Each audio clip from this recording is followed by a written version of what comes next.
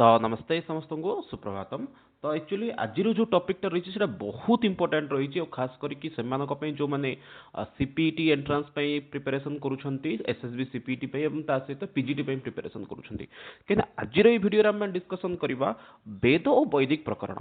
देखो ये वेद और वैदिक प्रकरण पार्टा बहुत पिला एक्चुअली डाउट रुहे, कारण कौन ना ये आपको सब गुड़ा ना को मन रखा पड़े, ये किसी आपको टेक्निकल टर्म यूज करा पड़े कि आपको ये किसी आपको बुद्धि खर्च करने पड़ना था, ये आपको ये कौन होता है ना बहुत कष्ट करा पड़ता है एक्चुअली। तो वेद और वैदिक प्रकरण आज पूरापूरी संपूर्ण वेद वैदिक प्रकरण को जाना जो कि आपंकर वेद कौन चार्टा जा वेद माने वेदर अर्थ कौन बुझाऊँगी, केतोटी वेद रही जो विभाजन कर आरण्यक उपनिषद ब्राह्मण ये सब विषय को पूरापूरी आज ये पार्ट्रे डीपली डिस्कसन करिया। बहुत इंपोर्टेंट रही सेसन टी, तो बिल्कुल स्किप करंतु स्किप न करके आगु देखि देखि चलंतु। तो माने यही पार्ट माने डिस्कसन करवा वेद वैदिक प्रकरण। नेक्स्ट पार्ट माने रिगार्डिंग किसी क्वेश्चन आंसर को भी डिस्कसन करवा। तो ता पूर्व आपनकर जो नुआ अच्छी तो सेवा आम चैनल नुआ आम चैनल को सब्सक्राइब करेंगे, फॉलो करेंगे आमको सोशल मीडिया जहाँद्वारा कि आपको टाइम टू टाइम आम विभिन्न भिडियो हो कि विभिन्न क्लास हो कि जेकोसी विषय आपको नोटिफिकेशन मिल जाव। यही क्लास सरला आपने टॉपिक जो पीडीएफ रही है टेलीग्राम रू डाउनलोड करेंगे कि व्हाट्सएप चैनल पाइपर। आउ लिंक आपको डिस्क्रिप्शन रही है, जॉइन करूँ से व्हाट्सएप और टेलीग्राम ग्रुप रे से आपको आराम से मिल जाव। रोची चलते आरंभ करवा आज सेसन को। फास्ट देखो कौन अच्छी वेदानम संपूर्ण विस्तृत अध्ययन टिप्पणी छाड़ू। फास्ट देखो वेद शब्द से व्युत्पत्ति अन्य नामानी। फास्ट जानते एक्चुअली वेद शब्द एक्चुअली अर्थ कौन। बहुत थर आम मैंने शुणुंट ये टॉपिक केवल से नुहे जो मैंने एक्चुअली प्रिपेरेसन करुँच जो मैंने प्रिपेरेसन करूना कि as 5th semester 4th semester अच्छा से इंपोर्टेंट। फास्ट अच्छे आप वेद शब्द से व्युत्पत्ति। वेद शब्द व्युत्पत्ति शब्द फास्ट अर्थ बुझंतु माने विभाजन। वेद शब्द टी जो विभाजन करवा डिवाइड करवा तो तार अर्थ कौन आस फास्ट जानतु एवं तार आगे ना कौन कौन रही वेदर। तो प्रथम रही आपंकर कौन व्युत्पत्ति। विद ज्ञान धातु हो घय प्रत्यय वेद इति शब्द निष्पद्यते। कौन कौच ना वेद शब्द गोटे शब्द अच्छे से शब्दटा कौन कौच फास्ट शब्दटा सी हूँ विद धातु। ये जो धातु से धातु ना कौन ना से धातु ना हूँ सी कौन ना से धातुटी हूँ आपंकर विद धातु। विद धातु आपंकर कौ प्रत्यय मिसी ना ये प्रत्यय आपंकर मिसी घय प्रत्यय। विद धातु घय प्रत्यय मिसिक आपंकर कौन हो वेद शब्दटी आपंकर निष्पन्न होती। तो आई थिंक प्रथम विषय आपको स्पष्ट हो जाइए। विद धातु आपंकर प्रत्यय कौन मिसला ना घय प्रत्यय मिसिक आपंकर वेद शब्दटी निष्पन्न होला। तापर कौन कही से प्रिफर आप देखिए एमती आपको ग्रामर में क्वेश्चन आसपे जमीक पढ़युक्त घय पाठ यहीपर आप घय प्रत्यय हूँ अकारांत पुलिंग शब्दांत शब्दटी छाड़ू। नेक्स्ट देखा विद्यन्ते ज्ञायन्ते लभ्यन्ते एभिः परम धर्मादि पुरुषार्थः इति वेदाः। द्वितीय धारे कौन कहला ये विद्यन्ते विद्यन्ते अर्थ विद्यमान रही अछि। ज्ञायन्ते ज्ञान मध्य माने प्राप्त होता है। लभ्यन्ते ज्ञानम लभ्यन्ते ज्ञायन्ते लभ्यन्ते लाभ मध्य होता है। ए भी यह द्वारा यही वेद द्वारा मु कौन कौन होता है ना आमको ये विद्यमान होता है प्राप्त होता है मिली थाए कौन ना सी हूँ धर्मादि पुरुषार्थ। धर्म आदि पुरुषार्थ पुरुषार्थ शब्दटी बहुत इंपोर्टेंट रोचे, खास करके जो मैंने एक्चुअली प्रिपेरेसन करुँच पुरुषार्थ कौन ना बेले बेले प्रश्न आपको आसे पुरुषार्थ कति। तो पुरुषार्थ हूँ चारिटा धर्म अर्थ काम मोक्ष। धर्म अर्थ काम मोक्ष को एक्चुअली पुरुषार्थ कहुई। तो यही वेदर आमको पुरुषार्थ चतुष्टय प्राप्त होता है, धर्मादि आमको ये प्राप्त होता है। तो एक ही कहुई कौन आपको जेनेराली वेद बोली कहुई। द्वितीय धारटा जी आपको इंपोर्टेंट नुहे सब अधिक इंपोर्टेंट हो फास्ट धारटा। वेदर आपंकर कौन धातु अच्छी तो वेदर आप धातु अच्छी विद धातु अच्छी और प्रत्यय ये कौन अच्छे से आप घय प्रत्यय। तो नेक्स्ट देखा वेदर आउ कि ना रही कौन जमी प्रत्येक पिलार किसी ना कि ना था धरतु आम अमरकोश आई थिंक समस्ते पढ़ी अमरकोश सबू देवता माने अनेक गुड़िए ना रही जमीक जेनेराली गोटे पिला को देखा जदि से पिलार गुड़ाए ना थी का ना जदि थी राकेश ताहले राकू बा बहुत गुड़ाए ना डाकती। ठीक अच्छे तो ये आपंकर कौन देती ना वेदर अन्य ना गुड़िक विषय देती। तो फास्ट आपको देछि कोन एठी श्रुति बेदरा गोटे ना को से कोन कहछन श्रुति बोली कहछ श्रुति अर्थ कोन श्रुति अर्थ एठी कोनोसी आपनकर सांगर ना नुहे किंबा आपनकर एटा को कॉलेज मेटर ना नुहे श्रुति अर्थ होछि सुनी कि जे मन रखछ ताको श्रुति बोली कहआ जाउछि माने शुणी शुणी जे जिंस को पूर्व मन रखा जाउतला ताको श्रुति बोली कहआ जाउतला माने जनरली जब देखिबे एबे मध्ये एई भली परंपरा चली छि आपनकर जदि वेद पाठशाला जिवे वेद वैदिक स्कूल को जिवे एबे मध्ये सेठी कोन करछन ना पिला माने सकाळ उठी बसुचंती आ टीचर माने कोन करूछ वेद को धरुचंती बही को धरुचंती बा से माने जो मुखस्थ जो स्मरण अछि ताको से माने गाउछंती पिला माने ताको शुणी शुणी मन रखुछंती से माने पुनी से ताको गाई की सुनाउछंती तो पूर्वरु कोन थिला वेद ना लिखित आकार नथिला ए कोन थिला ना श्रुति परंपरा थिला शुणी की मन रखिबार थिला धरंतु एठी आपण मानको गोटे एग्जांपल दउची एठी गोटे अछि टीचर ना होची ए एवं सी पढौची काहाकू ना बी को बी नाम को पिला को पढ़ाऊँ तो ए कौन कला माने सी जहाँ तार माने मन थिला से विषय को सी कौन कला बी को शुणेला देन बी कौन है परवर्त समय टीचर है बी क्या पढ़ेला ना सी को पढ़ेला ठीक अच्छे तो सी एबिट बी टीचर है सी शिष्य है देन सी कौन कला पुणी थे डी को पढ़ेला तो यहीपरि भाव में आपंकर कौन होता श्रुति परंपरा ये चली तो यही श्रुति परंपरा को शुणी शुणी जेहेतु आपको मन रखार नियम था से कौन बोली कहुई ना वेदर गोटे ना कहुई श्रुति बोलिकी ठीक है डी पुणी थे ई को कहला तो यहीपरि जिते चली गोटे परंपरा चलता से समय महर्षि व्यासदेव आम जहाँ व्यास कवि बोली मध्य कहू तो छाड़तु वेद व्यास से वेद व्यास कौन करते 22 नंबर संपादक थे जी कौन करते वेद को लिखित आकार रखी कि पूर्व अनेक जन वेद को कौन करते ना शुणी शुणी मन रखी ये तो कहुचे ऋषय मंत्र द्रष्टार वेद को वेद अपौरुषेय वेद को माने कौन से पुरुष लिखि ना कि कौन व्यक्ति लिखि ना आउ वेद रही मंत्र गुड़ी कौन ना ऋषय मंत्र द्रष्टार जो ऋषि मैंने अच्छा से कौन करते मंत्र गुड़ी को देखी मतलब लिखित आकार नहीं ध्यान में बसते समय से मंत्र गुड़ी को लिखी आउ प्रत्येक जेकोसी वेद को जी से जो सूक्त गुड़िक रही सूक्तर स्टार्टिंग से देखिए गोटे जिनस थी अमुक अमुक देवता हूँ ऋग्वेद फास्ट अच्छे अग्नि सूक्त विषय रही अग्नि देवता आउ से गोटे ऋषि ना लिखा जाए प्रत्येक स्थान ये रही ठीक अच्छे तो बहुत माने चर्चा करें श्रुति विषय को फेरी आसवा तो शुणी शुणी मन रखुले तो से तार गोटे ना श्रुति बोलिकी वेद को कहुए त्रयी त्रयी अर्थ वेद त्रयी वेद त्रयी अर्थ क्या क्या बुझाऊँ ना ऋक् साम यजुर ये तीन वेद को बुझे कहुए त्रयी बोली कहुए कदाचित आप पढ़े वेद त्रयी के तो वेद त्रयी कह गले आपंकर कौन ऋक् साम यजुर ये हूँ तीन वेद नेक्स्ट अच्छे आपंकर कौन आन्माय निरंतरम अभ्यासेन पठनात् तो शास्त्र मध्य कहुई कौन अनभ्यास विद्या तो विद्या कहबार तात्पर्य ये कौन रही है विद्या कहबार तात्पर्य ये आपको वेद उपवेद इत्यादि आसी जाऊँगी तो ये अभ्यास ये आपको वेद को प्रतिदिन करने पड़ो शेष अच्छे आपंकर हाँ आउ गोटे शब्द यार अच्छी छंदस जनराली मोर गोटे छंद शब्दटा को शुणिकी मोर मन पड़ जाऊँगी एक्चुअली ये आम 4th सेमिस्टर रे ब्रह्मपुर यूनिवर्सिटी पिलांकर टॉपिक अच्छी कौन ना +3 4th सेमिस्टर रे टॉपिक अच्छी वैदिक व्याकरण आप गोटे जनराली गोटे सूत्र आसने जो मैंने पढ़ी थे छंदसी परे अपि 3rd सेमिस्टर से अच्छी छंद आ 4th सेमिस्टर अच्छी वैदिक व्याकरण फास्ट सूत्र सी होती छंदसी परे अपि तो क्वेश्चनटा पिलांकर परीक्षा पढ़ी माने मजा विषय होची पिलांकर मु जो खाता देखुची सेठी छंदसी परे अपि सूत्र स्थान पिला कौन लिखि पूरा छंद प्रकरण को विस्तृत रूप में लिखि देइछथि छंद कौन छंद केते भाग भाग होइछि ए सब जिंस अच्छी माने गोटे अलग लेवल अधिकांश पिला जो मैंने क्लास रेगुलारी कर बुझी से छंदसी पर सूत्रटी को लिखिं कि अधिकांश पिला कौन लिखिं छंद लिखिं छंद केते प्रकार तो किपरि भाग कराई कौ छंद कौन नियम से विषय को लंग क्वेश्चन लिखि देते तो ये जिनसा आपको कह कारण कौन छंद शब्दटी अर्थ हो वेद को बुझाऊँ ठीक अच्छे अष्टाध्यायी छंद शब्दटी प्रयोग होती छंदसी पर शब्दर अर्थ हो उपसर्ग छंदर अर्थ हो वेदरे उपसर्ग गुड़िक पर प्रयोग करा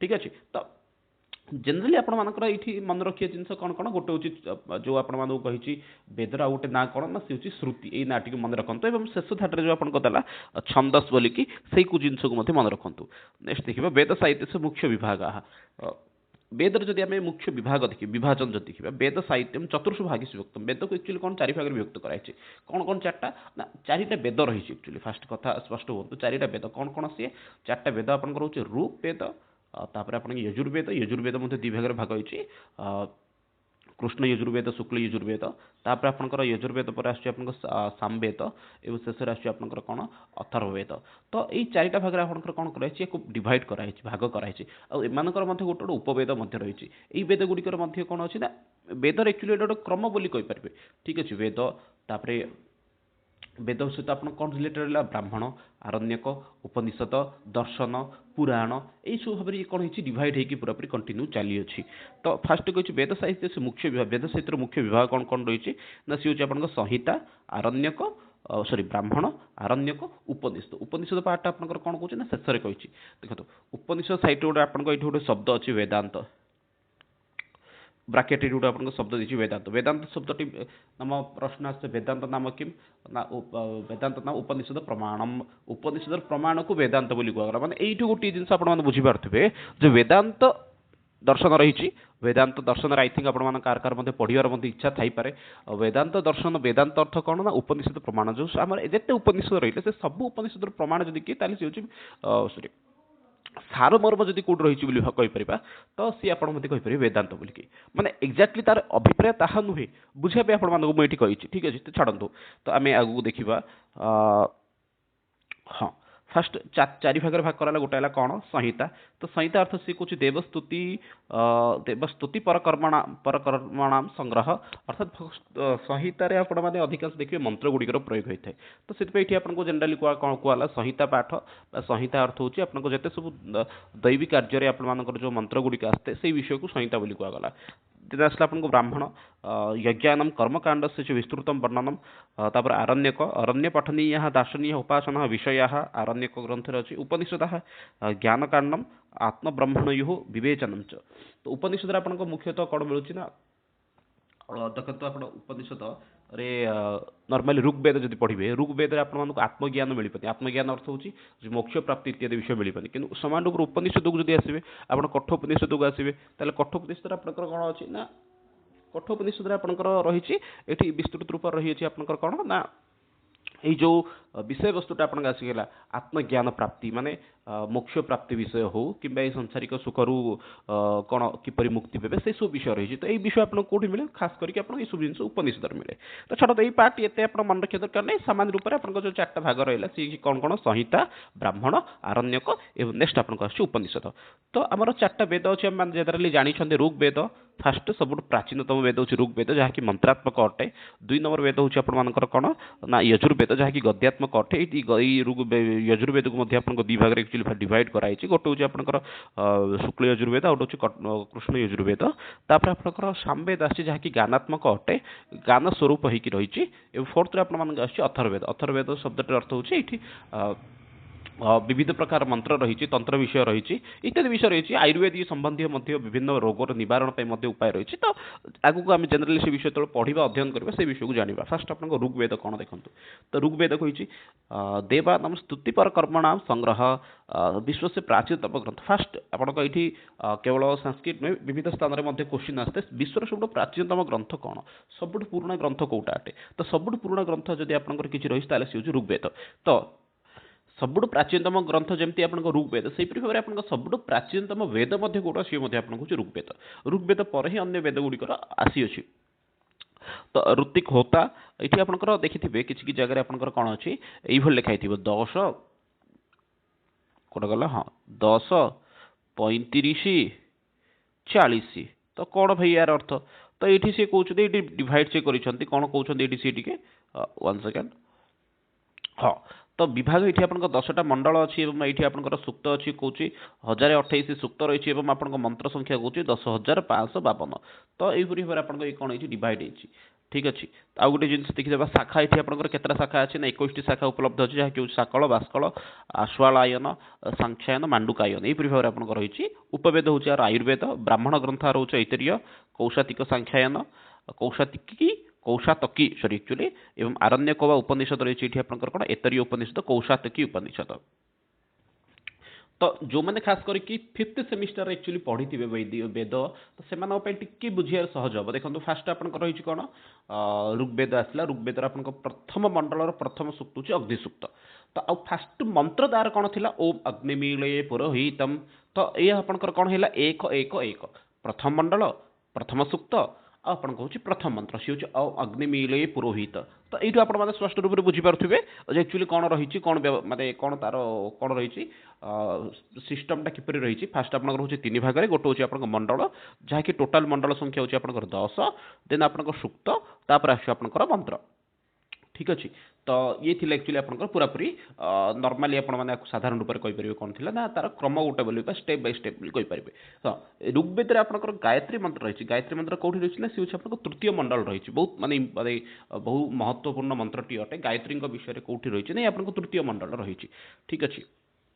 प्रथम मंडल आमर जो टॉपिक गुड़िक फिफ्थ सेमिस्टर रही जमीक कि अग्नि सूक्त रही, उषा रही, सविता रही, सब विषय रही। ठीक अच्छे। नेक्स्ट देखा यजुर्वेद। तो यजुर्वेद विषय देखिए यजुर्वेद आपंकर साधारण रूप से यजुर्वेद को दी भाग भाग कराई। हाँ पूरापूरी। तो यजुर्वेद आपन साधारण रूप से दी भाग भाग कराला। गोटे हूँ कृष्ण यजुर्वेद आउट हूँ आपंकर शुक्ल यजुर्वेद। परीक्षा आपंकर मे भी क्वेश्चन रही पारे यजुर्वेद कतिषु भागीषु विभक्ता, तो सी आप सामान्य रूप से दी भाग भाग करदेवे। ठीक अच्छे। यज्ञ संबंधी मंत्राणाम कर्मकांड से संग्रह। तो छाड़ो ये यजुर्वेद कौन से यजुर्वेद हूँ गद्यात्मक मन रखते। फास्ट जी गद्यात्मक काव्य कौन रही है सी हूँ आप कौन यजुर्वेद। ये आपंकर कौन अच्छे ऋतिक अध्वसु शाखा हूँ आप 100 शाखा। शुक्ल यजुर्वेद आपंकर खास करके माध्यान्दिनी शाखा, काणुओ शाखा ये केवल मंत्र गुड़िक रही। कृष्ण यजुर्वेद आप तैतरीय शाखा, मैत्रेयाणी शाखा, कठ शाखा, कपिलष्ट शाखा यही भाव में आपंकर गुड़ाए जिन गद्यात्मक व्याख्या आपको वर्णना कर यार उपवेद जब किसी रही ताली हूँ आप धनुर्वेद, ब्राह्मण ग्रंथार शतपथ ब्राह्मण, तैतरीय आरण्यक रही, बृहदारण्यक उपनिषद, बृहदारण्यक, तैतरीय, मैत्रायण। उपनिषद कथा जब देखा ताले आपंकर ईशावास्य उपनिषद, बृहदारण्यक उपनिषद, तैतरीय उपनिषद, कठोपनिषद, श्वेताश्वेत उपनिषद, मैत्रायणी उपनिषद यह सब उपनिषद रही। तो साधारणतः आप क्वेश्चन आसपे आपंकर जो रही कठोपनिषद कौ वेद सहित संबंध सी हूँ आपंकर यजुर्वेद कठो कृष्ण यजुर्वेद। कृष्ण यजुर्वेद सी आपंकर कठ शाखा एक्चुअली कठोपनिषद आसी अच्छी। ठीक अच्छे। एमती गोटे आपंकर क्वेश्चन रही पारे ओम सहनावतु सहनाभुनस्तु ये मंत्रटी क्यों वेद सहित संबंध बा क्यों उपनिषद सहित संबंध। तो सी हूँ आप जो ओम सहनावतु सहनाभुनस्तु ये आपंकर रही यजुर्वेद सहित संबंध अथवा आपर क्या सहित रोचे ना कठ उपनिषद सहित आप संबंधित रोचे। नेक्स्ट देखा ऋग्वेद सरला, यजुर्वेद सरला, नेक्स्ट आपको आस सामवेद। तो भगवद गीतार एक्चुअली रही वेद भितर वेदेशु हम सामवेदो अहम मासेशु माने वेद भितर जब कौ वेद श्रेष्ठ तो सीटी कृष्ण कहते सामवेद बोलिकी। तो चलते ये देखा सामवेद एक्चुअली हूँ ज्ञानात्मक। ये गीत आकार बहुत गुड़ाए विषय को एक्चुअली व्याख्या करा जायछि। तो आपंकर कौन कौचे गानानाम संग्रह। तो कहीपर भारतीय संगीत कलार जो मुख्य स्रोत किसी रही सी हूँ आप सामवेद। तो ये आप ऋत्विक हूँ उद्गाता आ देवता ये आदित्य व सूर्य को कहुई। शाखा ये आपंकर 1000 शाखा रही जो थी कि आप रही कौथुमीय, रामायणीय, सॉरी राणायनीय, जैमिनीय शाखा इत्यादि। उपवेद ये आप गंधर्व वेद जहाँकि संगीत नृत्य कला सहित संबंधित रोचे एक्चुअली। ब्राह्मण ये आपंकर पंचविंश, षड्विंश, जैमिनी ये सब ब्राह्मण रही। आरण्यक ये आपंकर छांदोग्य, छांदोग्य जैमिनीय रही। उपनिषद ये आपंकर छांदोग्य उपनिषद, केन उपनिषद यहपरी आपंकर ये किसी उपनिषद रोचे। तो सामान्य रूप से टॉपिक गुड़िक कहार कौन उपनिषद रही कहार कौन ब्राह्मण आरण्यक ग्रंथ रही से गुड़िक आप मन रखु। ठीक अच्छे। तो नेक्स्ट देखा तापर आप सामवेद पर अथर्ववेद। अथर्ववेद आपंकर कौन अच्छी किसी स्थान एक अथर्ववेद को परवर्ष माने ग्रहण करा कहीं पूर्व जो 3टा वेद थिला से लोकंर हित उद्देश्य थे ये मत हित उद्देश्य रही से 3टा पूर्वोक्त त्रय को कौन कहुई वेद त्रयी बोली कहगला। वेद त्रयी शब्द अर्थ हूँ ऋक् साम यजु। तो ये आपको आस अथर्ववेद। अथर्ववेद कौन कौन आयुर्वेद मंत्र सॉरी आयुर्वेद संबंधी ये विषय रहा, मंत्रतंत्र विषय रहा, रोग निवारण उपाय ये रहा, वास्तु निर्माण कला संबंध में मत ये आपको रहा। ये आप ऋत्विक हूँ ब्रह्मा एवं देवता हूँ सोम। शाखा ये 9टा शाखा रही जो थी कि आपंकर सौनक, पिपलाद शाखा रहीगला। उपवेद ये आपंकर स्थापत्य वेद, शिल्पवेद ये हूँ आपंकर उपवेद। ब्राह्मण ग्रंथ कहले आपंकर ये गोपथ ब्राह्मण गोटे ही यार एक्चुअली ब्राह्मण ग्रंथ रही। क्वेश्चन बेले बेले ये मत आसे आपंकर एक ब्राह्मण ग्रंथ युक्त गोटे ब्राह्मण ग्रंथ थी आपंकर वेद कौन ना सी हूँ आपंकर ना गोपथ ब्राह्मण अटे। आरण्य कार किसी मत ना। उपनिषद हूँ आपंकर मुंडक व मांडुक्य उपनिषद, प्रश्न उपनिषद ये सब आर कौन कहीपर उपनिषद अटे। तो ये रहा आपर अथर्ववेद संपर्क गोटे कौन संक्षिप्त बरण ये रहा। तो वेदांग वेद पर जब किए सब इंपोर्टेंट रही है सी हूँ आपंकर कौन वेदांग। वेदांग शब्द अर्थ कौन तो धरत गोटे मनुष्यर जी अंग गुड़िक रही मनुष्यर मनुष्य अंग कही पंच इंद्रियाणी 5टा इंद्रिय मनुष्य में बहुत इंपोर्टेंट रही। 5टा भर गोटे भी जब कम करूनी जमी समस्या से वेदर वेद को जो जानवर अच्छे वेदर 6टा अंग को आमको जाना पड़ो। कौन कौन 6टा अंग ना सी कहे ना ଶ୍ଲୋକଟି ଆକ୍ଚୁଆଲି ରହିଛି, ଆକ୍ଚୁଆଲି ଶ୍ଲୋକ ଏଇଠି ଆଉ କହିକି ସମୟ ନଷ୍ଟ କରିପାରି। ଫାଷ୍ଟ ହେଉଛି ଶିକ୍ଷା, ଶିକ୍ଷା ଘ୍ରାଣମ୍ ତୁ ବେଦସ୍ୟ। ଶିକ୍ଷାକୁ କୁହାଯାଇଛି କ'ଣ? ଘ୍ରାଣ। ଘ୍ରାଣ ଅର୍ଥ ନିଶ୍ୱାସ, ଯାହା ଯେଉଁଥିରେ ଆମେ ନେଉଛନ୍ତି ସିଏ ହେଉଛି ଆପଣଙ୍କର ଶିକ୍ଷା। ଯେପରିକି ଆପଣ କହିପାରିବେ ଏଇଠି କ'ଣ ନା ଶିକ୍ଷା ଗ୍ରନ୍ଥରେ ଆପଣ ରୂପପ୍ରାତି ସାକ୍ଷୀ, ଯୋଉଟା ଆପଣ ଶିକ୍ଷା ସମ୍ବନ୍ଧୀୟ ଗ୍ରନ୍ଥ ଅଟେ। ତ ତାପରେ କହିଛି କଳ୍ପହସ୍ତୌ ତୁ ଉଚ୍ୟତେ। କଳ୍ପ ହେଉଛି ଆପଣଙ୍କର କ'ଣ? ହାତ। ହାତ ଦୁଇଟାକୁ କ'ଣ କୁହାଯାଇଛି? କଳ୍ପ ବୋଲି କୁହାଗଲା। ଠିକ୍ ଅଛି। ଯଜ୍ଞାଧି ସମ୍ବନ୍ଧୀୟ କଥନ, ଯଥା ଶ୍ରୌତ କର୍ମ, ଗୃହ କର୍ମ, ଧର୍ମ, ସ୍ୱଳ୍ଭ ଇତ୍ୟାଦି ବିଷୟ ସେଠି ଆପଣଙ୍କର ରହିଲା। ତାପରେ ଆସିଲା ବ୍ୟାକରଣ। ମୁଖମ ବ୍ୟାକରଣ ସ୍ମୃତମ୍। ମୁଖକୁ କ'ଣ ବୋଲି କୁହାଗଲା? ନା ବ୍ୟାକରଣ ବୋଲି କୁହାଗଲା। ବିନା ବ୍ୟାକରଣରେ ଆପଣ ବେଦ ଅଧ୍ୟୟନ କଲେ କିଛି ମଧ୍ୟ ମାନେ ଅର୍ଥ ହଠାତ୍ ବୁଝିପାରିବେ ନାହିଁ, ଅର୍ଥର ଅନର୍ଥ ବରଂ ହେଇଯିବ। ତାପରେ ନିରୁକ୍ତମ୍। ନିରୁକ୍ତମ୍ ଶ୍ରୌତମ୍ ଉଚ୍ୟତେ। ତ ନିରୁକ୍ତ ଶବ୍ଦଟି ଅର୍ଥ ଆପଣ ମାନେ ନିରୁକ୍ତ ଯେଉଁମାନେ ଖାସ୍ କରି ପଢ଼ିଥିବେ ସେମାନେ ବୁଝିପାରୁଥିବେ। ନିରୁକ୍ତ ଶବ୍ଦଟି ଅର୍ଥ ସିଏ କହୁଛି ସାଧାରଣ ରୂପରେ ଆପଣମାନେ ଅମରକୋଷ ପଢ଼ିଥିବେ। ଅମରକୋଷରେ ଯେମିତି ଗୋଟିଏ ଶବ୍ଦର ଅନେକ ଗୁଡ଼ିଏ ଅର୍ଥ ଦେଉଛି, ସେପରି ଆପଣଙ୍କର ନିରୁକ୍ତ ଗୋଟେ କ'ଣ? ଗୋଟିଏ ବହିର ଆପଣଙ୍କର ଗୋଟିଏ ଶବ୍ଦର ଅନେକ ଗୁଡ଼ିଏ ଅର୍ଥ। ଯେପରିକି ଆପଣମାନେ କହିପାରିବେ ଏଠି କ'ଣ ଅଛି ନା ନିରୁକ୍ତରେ ଆପଣମାନେ ଆଚାର୍ଯ୍ୟ ଶବ୍ଦର ବ୍ୟୁତ୍ପତ୍ତି ସେଇଠି ରହିଛି। ସେପରି ଭାବରେ ଅନେକ ଗୁଡ଼ିଏ ଅଛି। ନିରୁକ୍ତରେ ଆପଣଙ୍କର ଫାଷ୍ଟ ନିରୁକ୍ତକାର ହେଉଛନ୍ତି ୟାସ୍କ। ସେଠି ଫାଷ୍ଟ କହେ ଚତ୍ୱାରି ପଦଜାତାନି, ଚାରି ପ୍ରକାର ପଦ ଅଛି ବୋଲି ସଂସାରରେ କୁହାଯାଇଛି। କ'ଣ କ'ଣ ସେଇ ଚାରିଟା? ନା ସେ ହେଉଛି ଆପଣଙ୍କୁ ଫାଷ୍ଟ ସିଏ କହିଥିଲେ ନାମ, ଆଖ୍ୟାତ, ଉପସର୍ଗ, ନିପାତ। ଇଏ ହେଉଛି ଚାରି ପ୍ରକାର ପଦ ବୋଲି ସେ କହିଥିଲେ। ତା ବିଷୟରେ କେଉଁ ସମୟରେ ନିରୁକ୍ତ ସମୟ ବିଷୟରେ ଗୋଟେ ଅଲଗା ସମୟରେ ଚର୍ଚ୍ଚା କରିବେ, କିମ୍ବା ଆମର ପୂର୍ବ ଭିଡ଼ିଓ ରହିଛି ତାକୁ ଆପଣମାନେ ଯାଇକି ଦେଖିପାରିବେ। ତାପରେ ଛନ୍ଦ ପାଦୋଷୁ ବେଦସ୍ୟ। ଛନ୍ଦ କ'ଣ ଅଟେ? ନା ପାଦ। ଯେପରି ପାଦ ନଥିଲେ ଗୋଟେ ବ୍ୟକ୍ତି ଚାଲିପାରିବନି, ସେଭଳି ଛନ୍ଦ ଜ୍ଞାନ ଯଦି ନାହିଁ ସେ ବ୍ୟକ୍ତି କେବେ ମଧ୍ୟ ବେଦ ପଢ଼ିପାରିବ ନାହିଁ। ତାପରେ କହିଛି ଜ୍ୟୋତିଷମ୍। ଜ୍ୟୋତିଷମ୍ ଅୟନମ୍ ଚକ୍ଷୁ। ତ ଜ୍ୟୋତିଷ ଅଟେ କ'ଣ? ନା ବେଦ ବେଦ ପୁରୁଷର ଆଖି ସଙ୍ଗେ ସମାନ ଅଟେ। ତ ଏଇସବୁ ଜିନିଷ ବେଦାଙ୍ଗ ମାନେ ବେଦକୁ ଯେତେବେଳେ ଆମେ ପଢ଼ୁଛନ୍ତି ସେ ସମୟରେ ଏଇ ତାର 6ଟା ପାର୍ଟକୁ ମଧ୍ୟ ଜାଣିବେ ନିହାତି ରୂପରେ ଦରକାର। କ'ଣ କ'ଣ? ନା ଶିକ୍ଷା ଗ୍ରନ୍ଥ, କଳ୍ପ ଗ୍ରନ୍ଥ, ଶିକ୍ଷା, କଳ୍ପ, ବ୍ୟାକରଣ, ନିରୁକ୍ତ, ଛନ୍ଦ ଏବଂ ଜ୍ୟୋତିଷ। ଏଇ 6ଟା ନ ଜାଣିକି ଯଦି ଆମେ ବେଦ ପଢ଼ିବା ତାହେଲେ ଗୁଡ଼ାଏ ବିଷୟ ଆମର ସନ୍ଦେହ ରହିଯିବ। ହଁ, ଏଇଠି ଆପଣଙ୍କର ରହିଛି କ'ଣ? ନା ମହାବାକ୍ୟାନି କିଛି, ଗୋଟେ ମିନିଟ୍, ହଁ, କିଛି ପ୍ରସିଦ୍ଧ ବାକ୍ୟ ରହିଛି। ସେଇ ପ୍ରସିଦ୍ଧ ବାକ୍ୟ ଗୁଡ଼ିକ କେଉଁ ବେଦ ସହିତ ସମ୍ପର୍କ ବୋଲିକି ମଧ୍ୟ ଆପଣଙ୍କର ବେଳେବେଳେ କୋଶ୍ଚିନ୍ ଆସିଥାଏ। ଯେପରିକି ପ୍ରଜ୍ଞାନ ବ୍ରହ୍ମା। ଏ ପ୍ରଜ୍ଞାନ ବ୍ରହ୍ମ ବାକ୍ୟଟି ଆପଣଙ୍କର କେଉଁଠୁ ଆସିଛି? ନା ସିଏ ହେଉଛି ଆପଣଙ୍କ ଐତରେୟ ଉପନିଷଦରୁ ଆସିଛି। ତାପରେ ଅଛି ଅହମ୍ ବ୍ରହ୍ମାସ୍ମି। ଇଏ ଆପଣଙ୍କର ଆସିଲା କେଉଁଠୁ? ନା ୟଜୁର୍ବେଦରୁ ଆସିଲା। ତତ୍ତ୍ୱମସି ଛାନ୍ଦୋଗ୍ୟ ଉପନିଷଦରୁ। ଅୟମ ଆତ୍ମା ବ୍ରହ୍ମ, ଇଏ ହିଁ ଆତ୍ମା ବ୍ରହ୍ମ ଅଟେ। ଇଏ ଆପଣଙ୍କର କେଉଁଠୁ ଆସିଲା? ସିଏ ହେଉଛି ଆପଣଙ୍କ ଅଥର୍ବେଦରୁ। ତ ଇଏ କେଉଁ ବେଦ ସହିତ କ'ଣ ସମ୍ବନ୍ଧ ଅଛି ୟାର ମଧ୍ୟ ଆପଣମାନେ ଆବଶ୍ୟକ ପଡ଼ିଲେ ସ୍କ୍ରିନଶଟ୍ ମଧ୍ୟ ନେଇଯାଆନ୍ତୁ, ୟାକୁ ମଧ୍ୟ ବାଇହଟ୍ କରିଦିଅନ୍ତୁ। କୋଶ୍ଚିନ୍ ଆପଣଙ୍କ ରହିବାର ଯଥେଷ୍ଟ ସମ୍ଭାବନା ରହୁଛି ଆପଣଙ୍କ ପରୀକ୍ଷାରେ। ତାପରେ ଅଛି ଆପଣଙ୍କ ବୈଦିକ ସ୍ୱର ପ୍ରକ୍ରିୟା। ତ ସ୍ୱର ପ୍ରକ୍ରିୟା କ'ଣ କହୁଛି? ନା ଉଦାତ, ଅନୁଦାତ, ସ୍ୱରିତ। ଜେନେରାଲି ଆପଣମାନେ ଦେଖିଥିବେ ଯଦି ପିଲା ଯେତେବେଳେ ଆକ୍ଚୁଆଲି ବୈଦିକ ମାନେ ମନ୍ତ୍ର ଉଚ୍ଚାରଣ କରନ୍ତି ସେ ସମୟରେ ସେମାନେ ହାତଟିକୁ ଉପରକୁ ତଳକୁ ହଲେଇକି ଉପରକୁ ତଳକୁ କରିକି ପଢ଼ନ୍ତି। ତାର ତାତ୍ପର୍ଯ୍ୟ କ'ଣ? ତାର ତାତ୍ପର୍ଯ୍ୟ ହେଉଛି ତାହା ଯେ ଆକ୍ଚୁଆଲି ବେଦ ମନ୍ତ୍ର ଗୁଡ଼ିକୁ ଯେତେବେଳେ ପଢ଼ାଯାଏ ସେଠି 3 ପ୍ରକାର ସ୍ୱର କୁହାଯାଇଛି। ଗୋଟେ ହେଉଛି ଉଦାତ, ଅନୁଦାତ, ସ୍ୱରିତ। ଏହିପରି ଭାବରେ କ'ଣ କରାଯାଇଥାଏ? ଆକ୍ଚୁଆଲି ତାକୁ ପଢ଼ାଯାଇଥାଏ। ଉଦାତ ଶବ୍ଦଟି ଅର୍ଥ ଦେଖିଥିବେ କିଛି ଶବ୍ଦରେ ଉପରେ ଗୋଟେ ଚିହ୍ନ ଥିବ, କିଛି ଶବ୍ଦରେ ତଳେ ଗୋଟେ ଚିହ୍ନ ଦେଇଥିବ। ଠିକ୍ ଅଛି। କିଛି ଜାଗାରେ କ'ଣ ଥିବ? ଉପରେ ଆପଣଙ୍କର ଗାର ଗୋଟେ ଥିବ। ତ ଇଏ ହେଲା ଉଦାତ, ଇଏ ହେଲା ଅନୁଦାତ, ସ୍ୱରିତ ଚିହ୍ନ ହେଉଛି ଏଇଟା। ଅର୍ଥ ହେଉଛି ଉଦାତ ଅର୍ଥ ହେଉଛି ହାତଟା ଉପରକୁ ଯିବ, ଅନୁଦାତ ଅର୍ଥ ହେଉଛି ଆପଣଙ୍କ ହାତଟା ତଳକୁ ଆସିବ, ଆଉ ସ୍ୱରିତ ଅର୍ଥ ହେଉଛି ଆପଣଙ୍କର କ'ଣ ହେବ? ହାତଟା ସମାନ ରୂପ ରହିବ। ଇଏ ହେଉଛି ଆପଣଙ୍କ ଉଦାତ, ଅନୁଦାତ, ସ୍ୱରିତର ଚିହ୍ନ। ଠିକ୍ ଅଛି। ହଁ, ଏଠି ସମାନ ରୂପରେ ମଧ୍ୟ ଏଠି ଆପଣଙ୍କର କ'ଣ କରାହେଇଛି? ବେଦକୁ ମନେ ରଖିବା ପାଇଁ କିଛି ଦିନ ତଳେ ଶୁଣିଥିବେ ମଧ୍ୟ ଗୋଟେ ପିଲା ଥିଲା ଯିଏକି ୟୁପିର। ସିଏ କ'ଣ କରିଥିଲା ନା ସମ୍ପୂର୍ଣ୍ଣ ବେଦକୁ ସିଏ କ'ଣ କରିଥିଲା ନା ଦଣ୍ଡକ୍ରମରେ ମୁଖସ୍ଥ କରିକି ସିଏ ତାକୁ ଶୁଣେଇଥିଲା। ତ ଛାଡ଼। ତ ଅଷ୍ଟ ବିକୃତ ଆର ମଧ୍ୟ ରହିଛି। ବେଦକୁ ଆକ୍ଚୁଆଲି ସଠିକ୍ ରୂପରେ ରଖିବା ପାଇଁ ଆର 8ଟା ବିକୃତି ମଧ୍ୟ ରଖାହେଲା। ଅଷ୍ଟ ବିକୃତି ମନ୍ତ୍ର ରକ୍ଷଣ ପଦ୍ଧତି କ'ଣ ଅଛି? ନା ଜଟା, ମାଳା, ଶିଖା, ରେଖା, ଧ୍ୱଜଦଣ୍ଡୋ ରଥୋ ଘନଃ। ତ କ'ଣ କହୁଛି? ନା ଜଟା, ମାଳା, ଶିଖା, ରେଖା, ଧ୍ୱଜଦଣ୍ଡୋ ରଥୋ ଘନଃ। ବେଦ ମନ୍ତ୍ରକୁ ମନେ ରଖିବା ପାଇଁ ଆପଣଙ୍କର କ'ଣ 8ଟା ପ୍ରକାର ରହିଛି, ଯାହାକୁ ଯେଉଁଥିରେ କି ସହଜରେ ମଧ୍ୟ ମନେ ରଖିହେବ। ମାନେ ମନ୍ତ୍ରର କିଛି ମଧ୍ୟ ଅଶୁଦ୍ଧତା ନ ହଉ ସେ ବିଷୟରେ ଅତି ଧ୍ୟାନ ଦିଆଯାଇଛି। ଭୁଲ ଉଚ୍ଚାରଣ ନ ହଉ, ମନ୍ତ୍ରଟି ଭୁଲ ରୂପରେ ନ ପ୍ରୟୋଗ ହଉ, ସେଇଥିପାଇଁ ରହିଛି। ଯଦି ବେଦ ଉପରେ ଯଦି ମୁଖ୍ୟ ମୁଖ୍ୟ ଭାଷ୍ୟକାରମାନଙ୍କ ବିଷୟରେ ଚର୍ଚ୍ଚା କରିବା ତାହେଲେ ଫାଷ୍ଟ ଆସୁଛନ୍ତି କି ଆଚାର୍ଯ୍ୟ ସାୟଣ। ସାୟଣ ଆଚାର୍ଯ୍ୟ କ'ଣ ଅଛନ୍ତି? ନା ଦେଖିଥିବେ ମଧ୍ୟ ଆପଣଙ୍କର ଯେଉଁ ବହି ଗୁଡ଼ିକ ଅଛି ବହୁତ ଗୁଡ଼ାଏ ବହିରେ ମଧ୍ୟ ଲେଖା ହେଇଥାଏ ସାୟଣ ଭାଷ୍ୟକାର।